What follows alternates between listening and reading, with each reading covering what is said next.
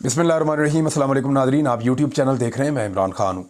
जो अहम खबरें हैं उनमें सबसे पहले तो आप ये ले लें कि पाकिस्तान नहीं, दुनिया भर में जो पाकिस्तान में एक आइनी तरमीम हुई है उसे कोई अच्छी नज़र से नहीं देखा जा रहा। यानी ICJ का जो स्टेटमेंट है वो भी आपके सामने है, और आलमी सतह पे जो जुडिशरी है इंटरनेशनली वो इसको कैसे देख रही है। हर तरफ से तनकीद आना शुरू हो गई है। जैसे जैसे ये आइनी तरमीम शेयर हो रही है कि पाकिस्तान की तारीख़ में एक ऐसी आइनी तरमीम पास हो गई है जिसकी दुनिया में कहीं और मिसाल नहीं मिलती। और पाकिस्तान जैसे मुल्क में जहाँ पे जाली हुकूमतें बनती हैं, जहाँ पे 4 मरतबा डिक्टेटर्स रह चुके हैं, जहाँ पे हुकूमतें बनने और उनके टूटने में इस्टेब्लिशमेंट का हाथ होता है, वहाँ पे अदलिया के ऊपर इस किस्म का कंट्रोल, इसका मतलब ये है कि आइंदा कोई भी इस्टेब्लिशमेंट अगर इस मुल्क में खेल खेलना चाहेगी तो अदलिया जो एक रास्ते की रुकावट होती थी वो आइंदा रुकावट नहीं रहेगी। तो एक बहुत इंपॉर्टेंट चीज़ है। बैन अवी मीडिया इसको रिपोर्ट कर रहा है, बरतानवी अखबार है बहुत बड़ा। पहले तो सबसे जो ट्रिब्यून की हेडलाइन थी कल सुबह की वो कमाल थी। द ट्रिब्यून ने जो लिखा था उन्होंने कहा जी ये तो अदलिया के पर उतर दिए इन्होंने इस आइनी तरमीम के ज़रिए से। फिर आप ये देखें द गार्डियन ने इसके अंदर क्या लिखा। द गार्डियन इसके अंदर लिखता है जी कि मेंबरान कौमी असम्बली या जो पार्लियामेंटेरियंस हैं उनको हरासा करके हुकूमत पाकिस्तान ने अदलिया के इख्तियारात और आज़ादियों पर पाबंदी लगा दी है। ये जनाब लिखा है इंटरनेशनल मीडिया ने, और बाकी मीडिया भी ऐसे ही लिख रहा है। डिटेल में क्या जाए, जो हमने किया है वो सबसे ज़्यादा तो हमें पता है कि हमने पाकिस्तान के अंदर पाकिस्तान के आइन के साथ क्या खिलवाड़ हमने कर दिया है। काजी फ़ायद ईसा साहब जो हैं वो एक मिसाल के तौर पे याद रखे जाएंगे। देखिए उनके पास अब आज आपकी शुरू हो गई है पाकिस्तान में 22 तारीख, तो 22 तारीख शुरू हो गई है, 23, 24 और 25, ये 22 को आप शामिल करें तो 4 दिन है।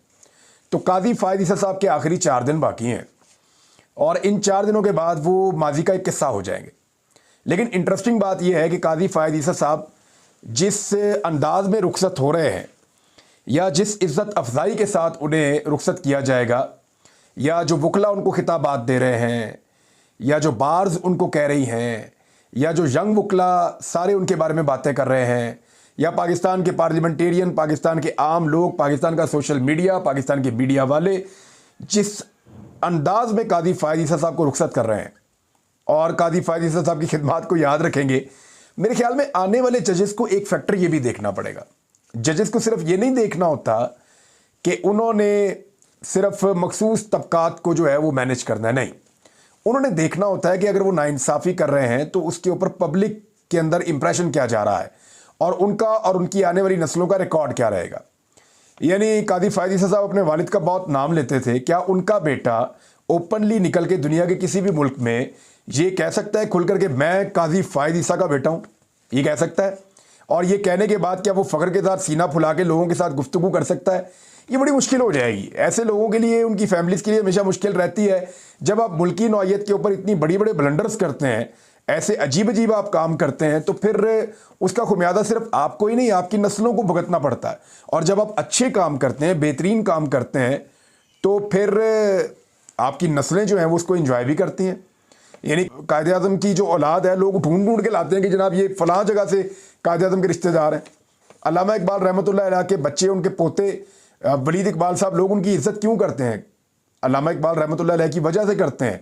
वो इतना बड़ा दरख्त है जिसके साए में वो लोग सारे बैठे हुए हैं, तो हमेशा उसकी छाँव उनके साथ रहेगी। तो जो लोग नस्लों के लिए इज़्ज़त कमा जाते हैं वो भी होते हैं, और जो नस्लों के लिए इज़्ज़त गंवा जाते हैं वो भी लोग होते हैं। बहरहाल तारीख़ जो है वो बड़ी जालिम चीज़ है, और तारीख़ का कूड़ेदान हमेशा अवेलेबल रहता है।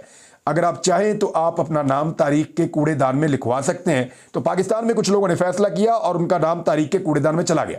इससे कोई फ़र्क नहीं पड़ता कि आप कितने बड़े ओहदे पे हैं, आप कितने ताकतवर हैं, आपका इन्फ्लुएंस कितना है, आप कितना ज़्यादा लोगों को नुकसान पहुंचाने की सलाहियत रखते हैं, लेकिन तारीख़ का कूड़ेदान आपके लिए अवेलेबल है।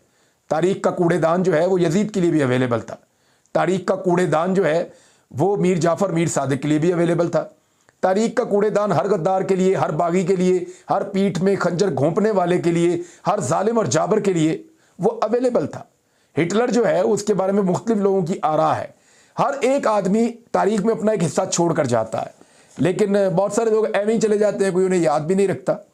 अब इसमें जो है वो एक और चीज़ मैं आपके साथ शेयर करता हूँ।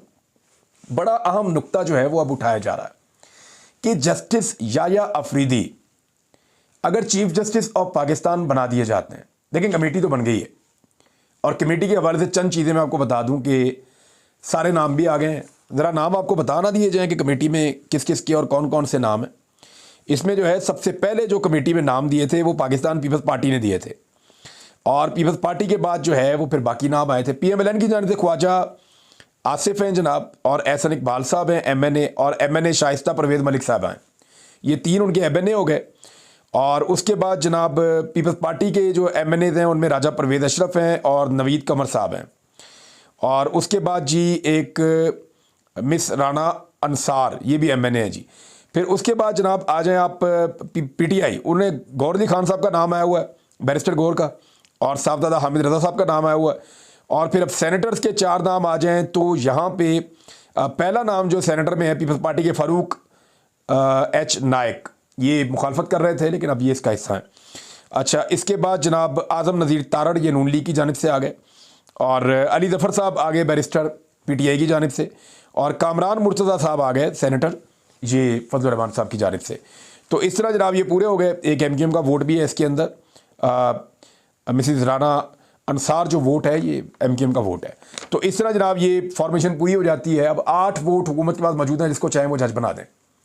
तो पाकिस्तान तहरीक इंसाफ के हवाले से एक सवाल है, वो मैंने उठाया भी था कि क्या पाकिस्तान तहरीक इंसाफ को इस कमेटी का हिस्सा बनना चाहिए। वो तो इसके खिलाफ थे। पाकिस्तान तहरीक इंसाफ या उनके चेयरमैन जो हैं, बानी चेयरमैन इमरान खान साहब, लीडर हैं इस पार्टी के, साबिक वज़ीर आज़म हैं, वो तो इस आइनी तरमीम में और इस जाली मैंडेट वाली हुकूमत में मानते ही नहीं है। तो जब वो एक चीज़ को मानते ही नहीं है तो उसके नतीजे में बनने वाली एक कमेटी का वो हिस्सा बन सकते हैं। टेक्निकल क्वेश्चन है, बाद औक़ात आपको कड़वे घूंट करने पड़ते हैं सियासत में, सिस्टम का आपको हिस्सा रहना पड़ता है, क्योंकि इमरान खान सिस्टम के अंदर लेके लड़ना चाह रहे हैं, सिस्टम के बाहर नहीं निकलना चाह रहे। वो आइन, कानून और सिस्टम के अंदर रहना चाहते हैं। ये बड़ी अच्छी बात है। लेकिन अब ये कमेटी के अंदर क्या पाकिस्तान तहरीक इंसाफ को रहना चाहिए? तो इसमें जो पॉलिटिकल कमेटी है पाकिस्तान तहरीक इंसाफ की, उन्होंने कहा जी इसका हिस्सा नहीं बनेंगे, इसके इजलास में शिरकत नहीं करेगी, पाकिस्तान तहरीक इंसाफ इसके इजलास का बाइकआउट करेगी।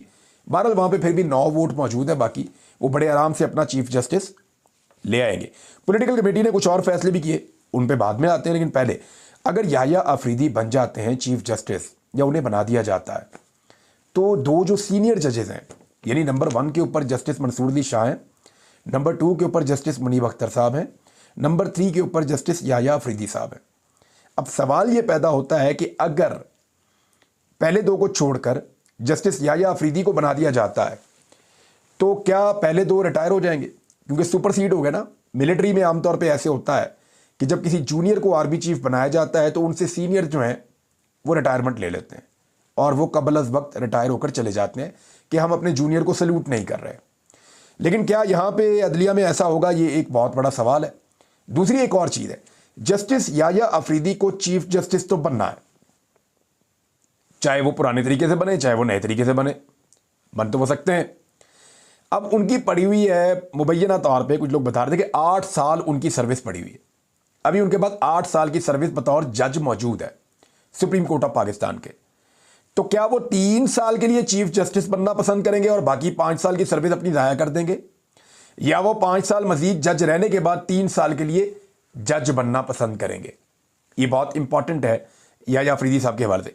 एक और बात उठाई जा रही थी, पिछले वीलॉग में मैंने भी कहा था कि अगर जस्टिस याह्या अफरीदी इनकार कर देते हैं कि जनाब मैं नहीं बनता चीफ जस्टिस ऑफ पाकिस्तान, मेरे से 2 सीनियर लोग हैं, तो क्या फिर चौथा जज आ जाएगा? तो पहले परसेप्शन यही थी, लेकिन फवाद चौधरी साहब ने इसको क्लियर किया। कुछ और लोगों ने भी कहा, गालिबन कहीं हुकूमती कैंप से भी ये आवाज़ आई कि नहीं ऐसा नहीं होगा। अगर जस्टिस याह्या अफरीदी इनकार कर देते हैं कि जनाब मैं चीफ जस्टिस ऑफ पाकिस्तान नहीं बन रहा, 3रे नंबर पे हूँ लेकिन मैं नहीं बन रहा, मेरे से 2 सीनियर हैं, तो फिर हुकूमत चौथे पे नहीं जा सकेगी। हुकूमत को पहले 3 में से चुनना है, जब तक कि वो तीनों इनकार ना कर दें हुकूमत चौथे पे जा ही नहीं सकती। तो इसलिए हुकूमत फिर जो बाकी 2 बच जाएंगे, जस्टिस मुनीब अख्तर और जस्टिस मंसूर अली शाह, उन दोनों में से एक को चीफ जस्टिस बनाएगी। अब डिपेंड करता है कि जस्टिस याह्या अफरीदी साहब तारीख में अपना, मैंने फिर कहा ना तारीख बड़ी जालिम है, तो जस्टिस याह्या अफरीदी साहब तारीख में अपना क्या नाम लिखवाते हैं, ये उनके ऊपर भी डिपेंड करता है। बहरहाल कुछ लोग इसका मुवाजना ऐसे कर रहे हैं कि देखिए आर्मी चीफ का तकर्रुर भी तो वज़ीर आज़म करता है ना, और वो ये देखता है कि जनाब ये 4-5 हैं, इनमें से जो उनको बेहतर लगता है उसको उठा के आर्मी चीफ बना लेते हैं। भाई आर्मी चीफ एग्जीक्यूटिव का हिस्सा है, आर्मी चीफ सरकारी मुलाजिम है, वो वजीर आजम के अंडर काम करता है, सदर पाकिस्तान उनके कमांडर है, वो सबसे बड़ा ओहदा सदर पाकिस्तान के पास है। आर्मी चीफ का एक महदूद ओहदा है, अब पावर्स बहुत बड़ी उनको मिल गई हैं, ताकत बहुत ज़्यादा है, उसका इस्तेमाल बहुत गलत होता रहा है, लेकिन आर्मी चीफ एग्जीक्यूटिव का हिस्सा है, वो आज़ाद नहीं है, आज़ाद नहीं है, बंधा हुआ है, एग्जीक्यूटिव का हिस्सा है। वो अलग बात है कि ताकत बहुत है, लेकिन जो आपकी जुडिशरी है वो इंडिपेंडेंट होनी चाहिए, वो आज़ाद है, वो किसी की मोहताज नहीं है। लिहाजा जब आप अदलिया की बात करते हैं, चीफ जस्टिस की बात करते हैं, तो वो मैकेनिज्म अलग है, उसका तरीकाकार अलग होना चाहिए, वो आज़ाद है। आपने उसको बांध दिया है पार्लियामेंट के अंदर लाके, और इसी के ऊपर सारी दुनिया कह रही है, बल्कि पाकिस्तान का मजाक उड़ रहा है कि जनाब ये आपने क्या कर दिया है। बहरहाल जो पॉलिटिकल कमेटी है, इस पे ये चीज़ें मैंने आपके सामने रख दी कि याह्या अफरीदी साहब वाले इशू में क्या होगा। कुछ लोग क्लेम कर रहे हैं कि क्योंकि हुकूमत ने बांध लिया निज़ाम को और अब वो जजेस को बार बार परेशान कर सकती है हुकूमत, उनके पास इख्तियारात बहुत बढ़ गए हैं इस आईनी तरमीम के नतीजे में, तो मुमकिन है कि वो जस्टिस मंसूर अली शाह साहब को ही चीफ जस्टिस ऑफ पाकिस्तान बना दे। मुमकिन है कि उनके साथ बैठ के बातचीत की जाए, ठीक है जी ये चीज़ें हैं, मुमकिन है। लेकिन ये सारी आईनी तरमीम हुई क्यों है, इसका वन लाइनर है इमरान खान का रास्ता रोकना। रोको इस आदमी को, ये आ रहा बहुत स्पीड में आ रहा है, इसको रोको, इसको कैसे रोको। फास्ट बॉलर होता है ना, उसके लिए आप पहले पैड पहनते हैं, फिर ग्लव पहनते हैं, फिर थाई लगाते हैं, फिर आप उसके लिए और गार्ड्स पहनते हैं, फिर टांगों के बीच में गार्ड पहनते हैं, फिर आप सर के ऊपर हेलमेट भी पहनते हैं, बाद लोग पसलियों के ऊपर भी लगा के पहनते हैं या कोहनी के ऊपर भी पहनते हैं। तो इमरान खान जो है वो फास्ट बॉलर है, तो एक के बाद एक गार्ड लगाकर देखा, वो रुक नहीं रहा, काबू नहीं आ रहा।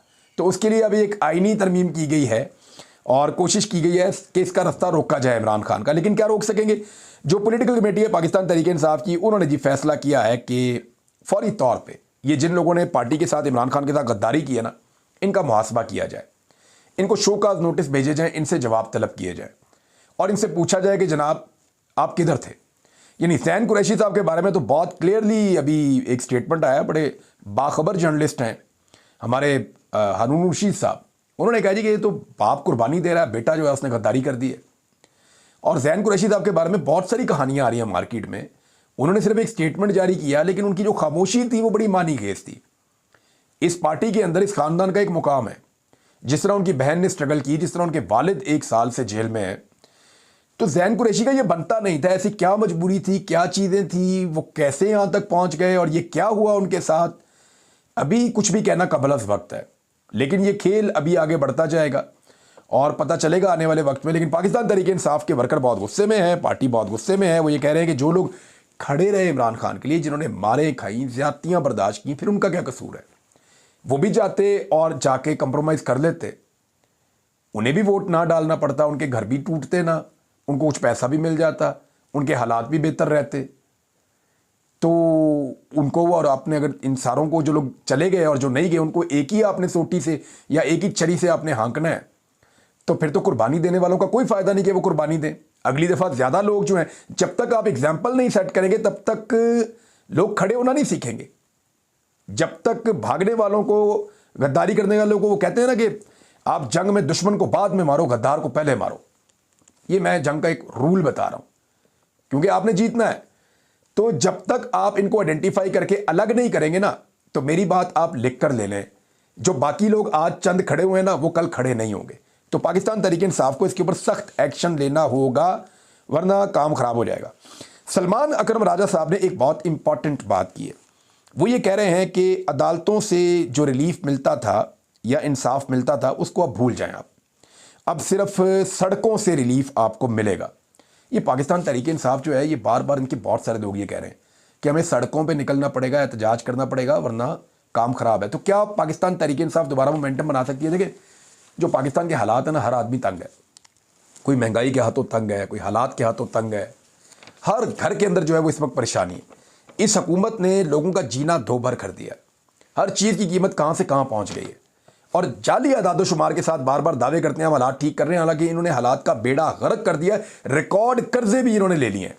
फौरी तौर पे शुगर माफिया को इन्होंने कहा जी आप चीनी एक्सपोर्ट करें, बाद में ये महंगी होगी ना तो गरीब आदमी इसकी कीमत पे करेगा।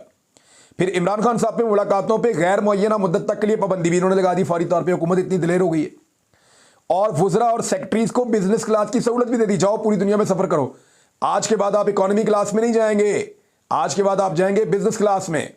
आपको जो है फुल प्रोटोकॉल के साथ जहाज़ों में भेजा जाएगा पूरी दुनिया के अंदर। तो ये जनाब फौरी तौर पे जो चीज़ें हुई हैं वो ये हुई हैं। कुछ लोग अंदाजे लगा रहे हैं कि पाकिस्तान तहरीक इंसाफ ख़त्मशुद, अब वो पार्टी मौजूद नहीं है, लोग उसको छोड़ गए हैं। तो याद रखें, ये जब इलेक्शन हो रहा था ना, तब कह रहे थे पाकिस्तान तहरीक इंसाफ को ज़्यादा 20-25 सीटें मिलनी है, उनमें से भी 15-20 टूट जाने। क्या ऐसा हुआ? नहीं हुआ। लेकिन ये फ़ायदा उठाया इमरान खान के अंदर होने का। फिर इमरान खान को मंजर से गायब भी इसीलिए करना पड़ा। याद रखें आप कि सितंबर में क्योंकि इमरान खान साहब कनेक्टेड थे लोगों के साथ, तो बंदे नहीं टूट रहे थे। अब जब अक्टूबर आया तो इमरान खान साहब को पहले गायब किया गया, फिर बंदे तोड़े गए। तो कितना फर्क पड़ता है। तो पाकिस्तान तहरीक इंसाफ कहीं नहीं जा रही, बहुत बड़ी पॉलिटिकल पार्टी है और लोग जितने तंग आए हुए हैं, एक छोटी सी चिंगारी जो है ना, खुदा ना खास्ता एक छोटा सा वाकया, एक हवा लगती है थोड़ी सी और पूरे मुल्क में एहतजाज फैल जाता है। क्योंकि लोगों के तंग आने के अपने अपने रीजंस हैं, वो परेशान है। और चीज़ें भी शेयर करूंगा, लेकिन मेरे ख्याल में इस वीलॉग में यहाँ तक के लिए इतना ही। अपना ख्याल रखिएगा, अपने इस चैनल का भी। अल्लाह हाफिज़।